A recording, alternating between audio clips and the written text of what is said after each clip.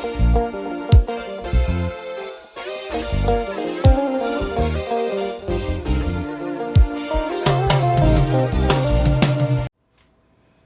guys, welcome. Good to see you. If this is your first time here, it is Bold TV.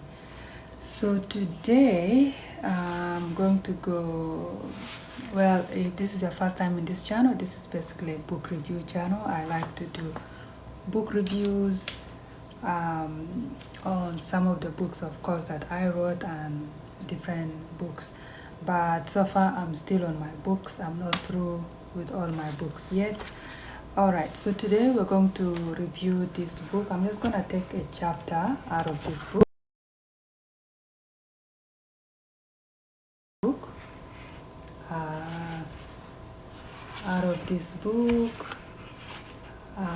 And the title of the book is Be True to Yourself, Are You a Loyal Friend?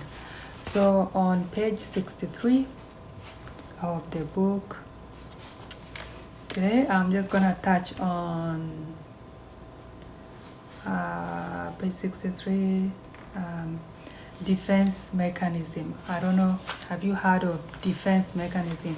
Because sometimes like people might get into deep argument or deep conversation, or sometimes just an intelligent conversation, and someone might say, oh, stop using that defense mechanism, you know I was right. So sometimes I find maybe we use it correctly or maybe we misuse it. But let's start from the beginning. How about we define defense mechanism? What does defense mechanism mean? In my book, this is how it is defined. Basically, I'm going to put it in a way that is easy to understand. So mostly defense mechanism is a tactic developed by our ego to protect against anxiety. Defense mechanism sometimes is just the ego. Maybe for some people, maybe they don't want to say, sorry, I was wrong, right? But instead they will use defense mechanism. Let's get a little bit deeper. All right. Apart from the book, let me see what other definitions they have here. Let me see. I think I had it here. So someone here said defense mechanism are unconscious psychological response that protect people from feeling of anxiety, threat to self-esteem, and things that they don't want to think about or deal with. So some people just use defense mechanism to basically brush things off. But that's not the best way to go. But in most cases, people do that. Okay? So let me break it down to use an examples as well, so you can get how defense mechanism actually works. All right, so I'm going to give you an actual understanding of defense mechanism, brief description, and then an example. Okay, so I'm just trying to break it down for you. All right, so sometimes denial, some people might be in a denial and they use defense mechanism. The brief description of how they apply the denial is by denying that something exists or something actually happened. And the example is sometimes they might play the victim, and also they might be denying that the incident actually occurred, right? So let me use another simpler one.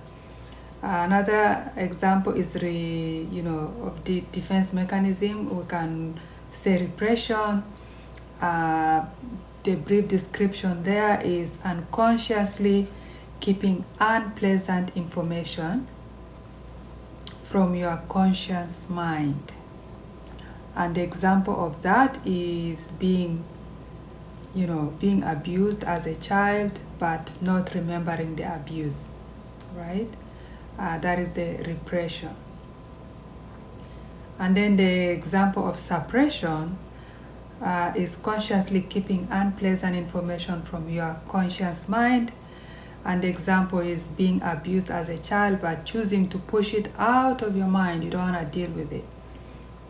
Another example is, let me use, how should I say, let's go with projection.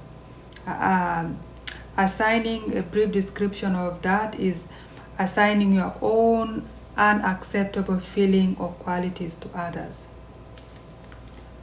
The example of that is feeling attracted to someone other than your spouse, then feeling that your spouse is cheating on you. Right? Another one is rationalization. Brief description of that is thinking about stressful things in a clinical way. Some of us that like to, when you get sick or you're not sure of something, you go to Google, say, why am I feeling like that? What does that mean? Example, losing a close family member and staying busy with making the necessary arrangement instead of feeling sad. Yeah, there are people like that. Their defense mechanism is instead of actually going through that feeling, they avoid the feeling, whether it is a feeling of sadness or something terrible that happened. They avoid it, but they get themselves into doing other things.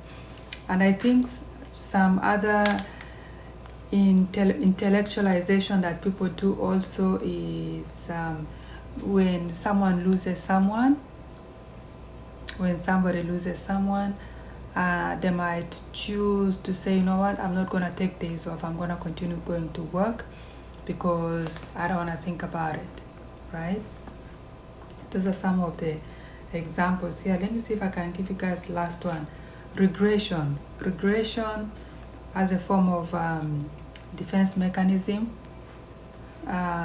Description, basically reverting to earlier behavior. Example, hugging a teddy bear when you are stressed, like you did when you were a child, right?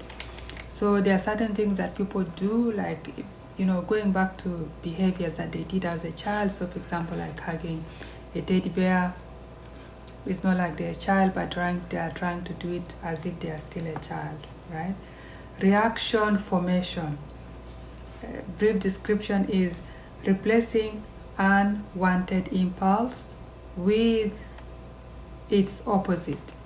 Example, being sad about a recent breakup but acting happy about it.